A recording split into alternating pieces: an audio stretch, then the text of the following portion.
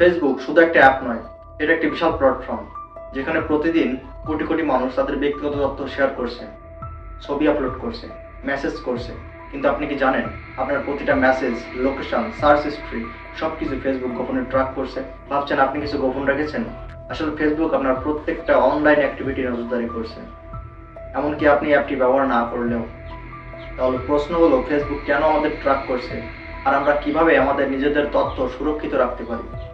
তো আজকের এই ভিডিওতে জানবো ফেসবুক আমাদের কোন কোন তথ্যগুলো নেয়, এই তথ্যগুলো কোথায় যায়, যদি তথ্য ফাঁস হয় তাহলে কি হবে, আর কিভাবে ফেসবুকের নজরদারি বন্ধ করা যায়। তো চলুন শুরু করা যাক। আপনি যখন ফেসবুকে স্ক্রল করেন, পোস্টে লাইক করেন, কমেন্ট করেন, এমনকি অন্য ওয়েবসাইটে ব্রাউজ করেন, ফেসবুক সেগুলোও ট্র্যাক করে। কিন্তু কিভাবে? যখন আপনি কোনো ওয়েবসাইটে ভিজিট করেন, তখন ফেসবুকের ট্র্যাকিং পিক্সেল সেগুলো মনিটর করে। এর মাধ্যমে ফেসবুক বুঝতে পারে আপনি কোন ওয়েবসাইটে ভিজিট করছেন। আপনি যদি ফেসবুক অ্যাপে লোকেশন সার্ভিস চালু রাখেন, তাহলে ফেসবুক জানে আপনি কোথায় যাচ্ছেন এবং কতক্ষণ থাকছেন।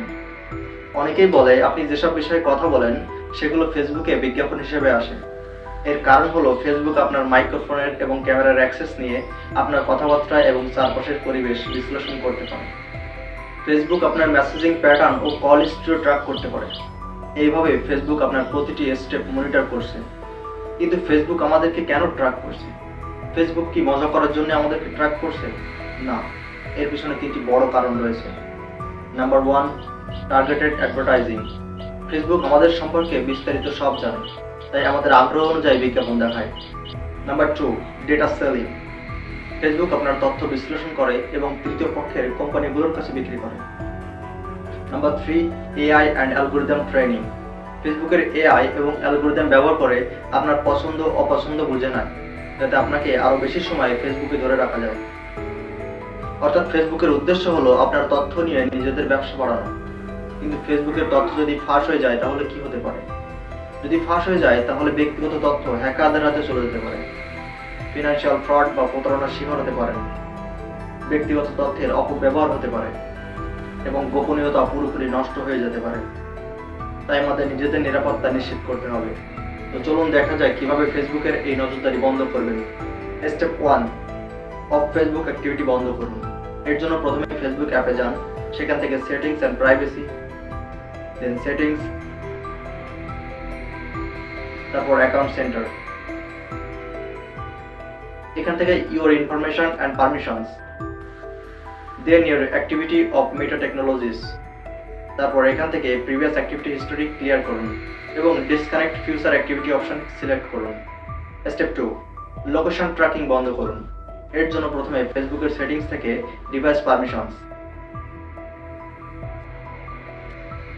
তারপর লোকেশনস, এখান থেকে টার্ন অফ করুন লোকেশন অ্যাক্সেস, অথবা চেক করুন যে লোকেশন অ্যাক্সেস নেভার করা আছে কিনা। Step 3, microphone and camera access বন্ধ করুন।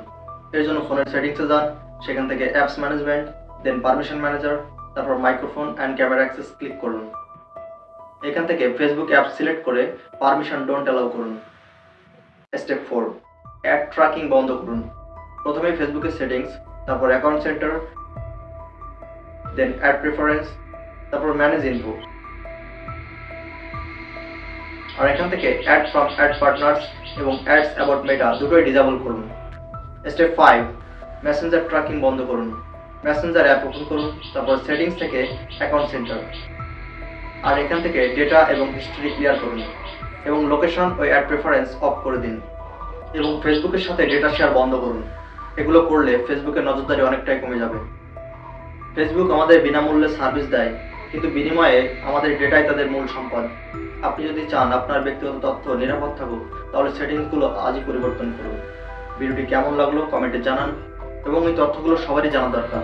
তাই ভিডিওটি শেয়ার করুন, লাইক করুন এবং এমন সব তথ্যপূর্ণ ভিডিও পেতে আমাদের চ্যানেল উইজডম সাবস্ক্রাইব করতে ভুলবেন না। ধন্যবাদ ভিডিওটি শেষ পর্যন্ত দেখার জন্য।